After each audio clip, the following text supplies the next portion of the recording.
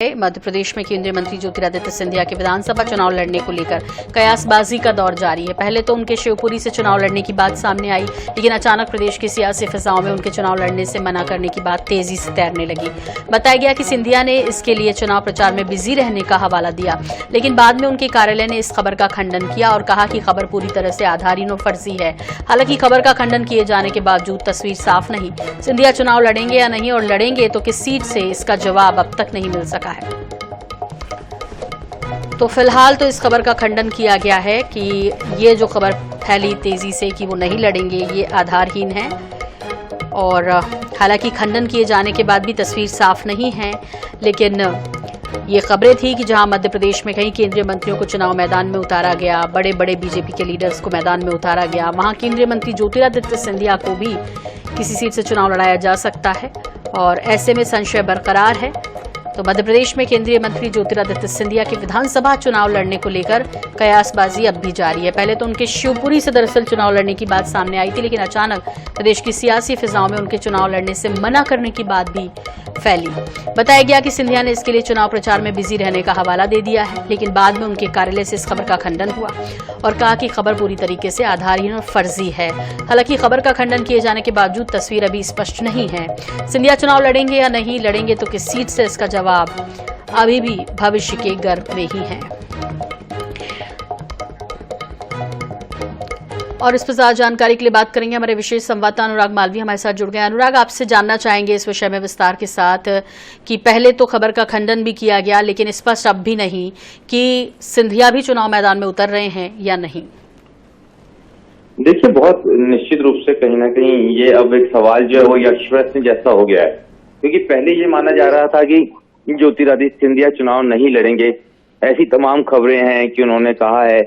लेकिन जिस तरह से ये ऑफिशियली ज्योतिरादित्य सिंधिया के मंत्रालय की तरफ से ये बयान आया है कि ज्योतिरादित्य सिंधिया ने कभी भी ये बात नहीं कही है कि वो चुनाव नहीं लड़ेंगे, ये एक बड़ा इशारा करता है। क्योंकि जब शिवपुरी से यशोधरा राजे सिंधिया ने कहा कि वो चुनाव नहीं लड़ेंगी, तब कयास लगाए जाने लगे। फिर जब बड़े नेताओं के नाम सूची में आए, तब भी कहा गया कि हो सकता है अगली सूची में ज्योतिरादित्य सिंधिया का नाम आएगा। हालांकि उस सूची में भी नाम नहीं था जिसमें मुख्यमंत्री का भी नाम था, गृह मंत्री का भी नाम था।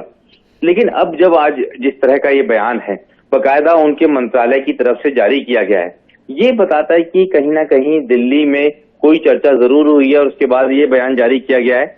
और एक बार फिर ये संभावनाएं बढ़ गई हैं, क्योंकि हम देख रहे हैं पिछले 3 दिनों की हलचलें तो उनके समर्थक काफी सक्रिय नजर आ रहे हैं शिवपुरी में। लेकिन शिवपुरी के अलावा एक ऑप्शन उनके पास गुना जिले में और है, उनके लोकसभा क्षेत्र में, वो बमौरी है, जहां से अभी भी तक के महेंद्र सिंह सिसोदिया जो मंत्री हैं वो लगातार जीतते आए हैं। लेकिन फिलहाल उनका 4 सूचियों में नाम नहीं है। तो इन दोनों संभावनाओं के साथ इनकार नहीं किया जा सकता कि क्या होने वाला है। और निश्चित रूप से कहीं ना कहीं दिल्ली में भाजपा हाईकमान के दिमाग में चीजें तय होंगी और अगली 1 या 2 सूची में ये स्पष्ट भी हो जाएगा कि सिंधिया मध्य प्रदेश में विधानसभा चुनाव लड़ेंगे या नहीं। जी सोनू जी। बिल्कुल, लेकिन महत्वपूर्ण ये है अनुराग कि चूंकि अब जो 136 नामों का ऐलान हो चुका है, 94 अभी बाकी है, ये जो लिस्ट आएगी अनुराग वो बेहद महत्वपूर्ण होने जा रही है और कईयों का भविष्य तय करेगी।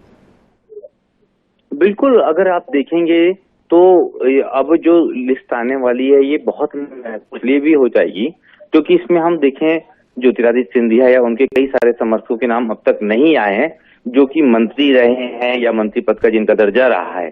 अब ऐसे में इसी तरह के बहुत सारे बड़े नाम हैं जिनको या तो डी कैटेगरी या सी कैटेगरी या बी कैटेगरी या ए कैटेगरी में रखा गया था, लेकिन चारों कैटेगरी की सूचियां आ चुकी है एक तरह से हम देखें तो।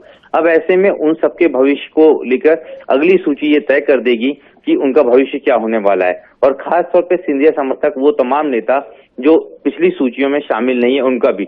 और एक और बहुत महत्वपूर्ण बात है, जिस तरह से ये सिंधिया का बयान आया है इस बात से जरूर जोड़ के देखा जा सकता है कि जो सिंधिया समर्थकों को टिकट नहीं मिल रहा है उनके संदर्भ में भी जोड़ के देखा जा सकता है कि उन्हें ये कहा जाए कि वो अब ज्योतिरादित्य सिंधिया के साथ दूसरे तरीके से रहे या भविष्य की संभावनाओं पे काम कर रहे हैं। तो बहुत सारी चीजें अगली सूची से स्पष्ट हो जाएगी जैसा आप कह रहे हैं, और उस सूची का निश्चित रूप से सभी को इंतजार भी है। जी बहुत शुक्रिया अनुराग इस तमाम जानकारी के लिए आपका। तो सिंधिया पर संशय, फिलहाल तो उनके कार्यालय से ये कह दिया गया कि ये जो खबरें इस तरह की निकली कि वो चुनाव मैदान में नहीं उतर रहे हैं और ये हवाला दिया गया कि वो बिजी हैं चुनाव प्रचार में, ये बिल्कुल गलत है, फर्जी है। और इसका मतलब ये भी है, जिस तरह से हमारे संवाददाता बता रहे थे, कि एक्टिवनेस दिखाई दे रही है उनके समर्थकों में। और ऐसे में जो आखिरी सूची, जिनमें शायद पूरे 94 जो मध्य प्रदेश में बाकी विधानसभा सीटें जिन पर नामों पर ऐलान अभी होना बाकी है, तो उसमें शायद सिंधिया का नाम हो। और फिलहाल तो इस तरह की खबरों का कि वो नहीं लड़ रहे हैं चुनाव मैदान में, खंडन कर दिया गया है। अब देखना दिलचस्प होगा कि क्या वाकई वो विधानसभा चुनाव में मैदान में उतर रहे हैं। इधर